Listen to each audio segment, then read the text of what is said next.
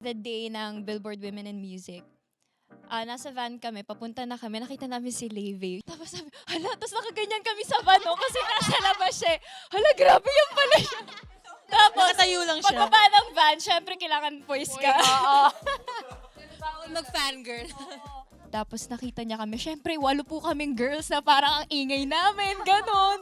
Tapos sabi niya, oh my gosh, hi, Beanie, you're all over my feed. Nung sinabi niya, sabi ko, oh my God. Natunaw ka. Di tsaka may picture tayo na lahat tayo nakasilip sa kanya. Aside kay Levy, ang dami rin namin nakita mga international artists na like Coco Jones, Teyana Taylor, kay Lani, na parang dati pinapakinggan ko lang to sa Spotify. Tapos ngayon, Harap mo na nasa ngayon. harap ko na Wait si lang. Laila, Lisa. ganon. Lisa. And Lisa.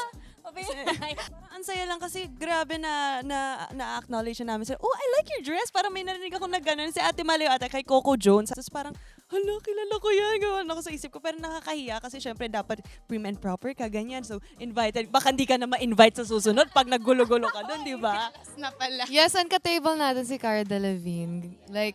Like the girl crush. Uy, and si Miss Talia. Tapos sabi niya, hindi niya makakalimutan yung Pinas kasi grabe yung suporta sa kanya. Marimar, hello, grabe. Tapos TikTok pa kami together. Siya yung nag-aya ng TikTok po. So, Yeah. Sabi niya, malay mo, sige, mag-collab tayo, Beanie and Talia. How about that? Billboard, Philippines.